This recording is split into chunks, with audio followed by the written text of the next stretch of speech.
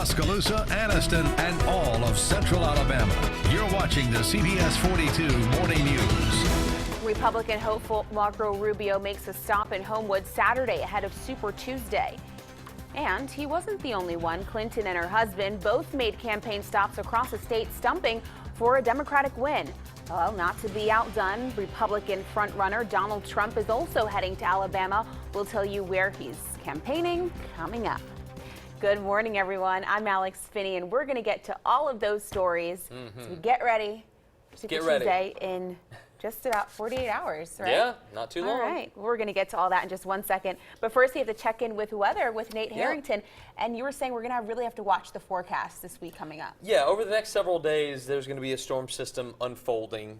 And so we'll have to watch for the potential of some severe weather. But today, nothing severe about our weather today. Absolutely gorgeous stuff. Already starting to see the first glow of sunrise out there in our Storm Track Tower cam. But let's get your Sunday planned. Lots of sun on your Sunday, appropriately enough.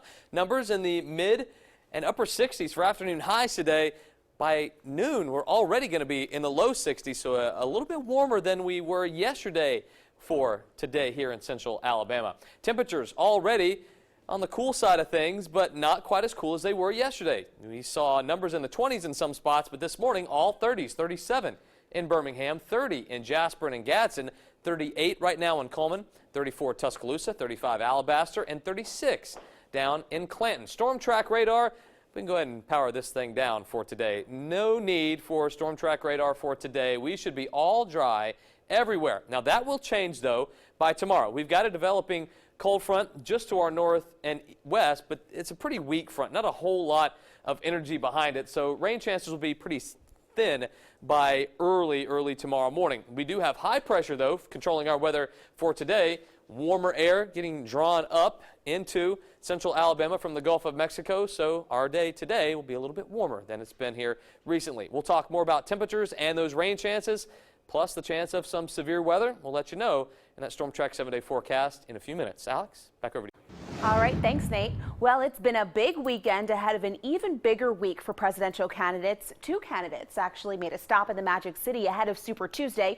Florida Senator Marco Rubio continued his verbal fight against Republican frontrunner Donald Trump during a Yellowhammer presidential forum at Samford University's Wright Center. Rubio took a more presidential tone during the forum Saturday afternoon, but it still didn't take him long to sound off on Trump. You'll recall Rubio and Trump fought each other hard in the last GOP debate, getting into a shouting match at one point. Yesterday, Rubio called Trump a con artist, but he shifted his attention to other topics, including the battle between Apple and the FBI.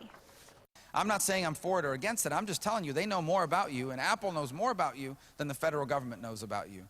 But I'm telling you, no company's above the law. And I don't care if they think it hurts their brand. If we are able to keep people safe, the reason why Apple's been able to prosper is because they live in the United States of America. There's a reason why they opened that company in California and not in Afghanistan or in Pakistan or some other part of the world which is overrun by terrorists. Rubio also spoke about immigration and the path to citizenship for those already living or studying in America. Well, ahead of Super Tuesday, Senator Rubio will also visit Tennessee, Georgia, Arkansas, and Oklahoma in hopes of victory in the SEC primaries. Well, on the Democratic side, Hillary Clinton surprised customers at a couple of restaurants downtown.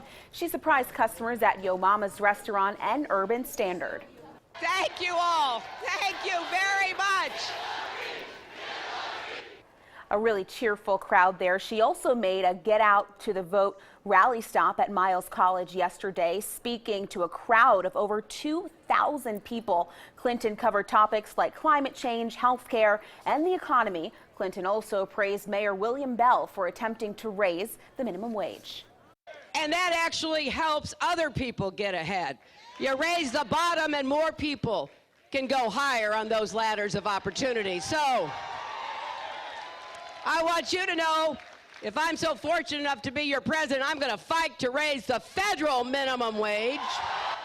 Clinton also commented that it would be a good experience for the governor and legislators to try and live on the minimum wage for a while. Well, Clinton's husband also hit the campaign trail in Alabama. Former President Bill Clinton stopped in Montgomery for an event at Alabama State University. During the rally, he praised his wife's plan to help more Americans share in the nation's prosperity. Clinton's visit to Alabama took place as votes add up in South Carolina's Democratic primary, where she easily beat fellow candidate Bernie Sanders. National correspondent Chance Seals has more from Washington as the focus now turns to Super Tuesday. This is just what the Clinton camp needed. A big win, solid finish, real momentum going into March 1st, Super Tuesday, just a few days away. Going into the evening, Hillary Clinton had a big margin, and it turns out it held up. It was pretty durable at the polls. 1 minute after the polls closed at 7 p.m., the race was already called. Needless to say, Hillary Clinton is very happy. In America, when we stand together,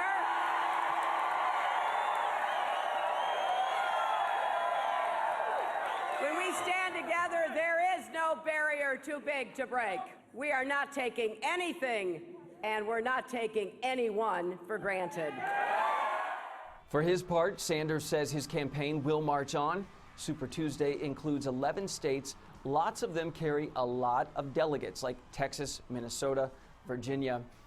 If Clinton can win a majority of those states, or possibly all but one, Vermont, she could carry all this momentum going into the next races, March 15th, when many experts believe she could clinch this nomination. Again, it was a big victory in South Carolina for Hillary Clinton. In Washington, I'm national correspondent Chance Seals. Happening today, GOP frontrunner Donald Trump will make an appearance before Tuesday's primary. Trump will hold a rally at the Madison Municipal Stadium this afternoon. CBS 42's Tim Reed will be there. He'll have a live report on CBS 42 News at 5:30. And of course, don't forget to cast your vote in Alabama's primary election. Voters for both Republican and Democratic parties will head to the polls on Tuesday. Polls will be open from 7 a.m. to 7 p.m. and we'll be watching the polls very closely as the results come in throughout the evening. We'll also have complete results on CBS 42 News at 10. And of course, you can also keep track of our coverage by going online throughout the day on Super Tuesday. Just head to WIAT.com, or you can use your smartphone. We have that app as well. Well, your time right now is 6:07. If you're watching your wallet, there are a few heavy discounts heading your way, including penny sales and instant discounts. We'll tell you all about it next when CBS 42 Morning News returns.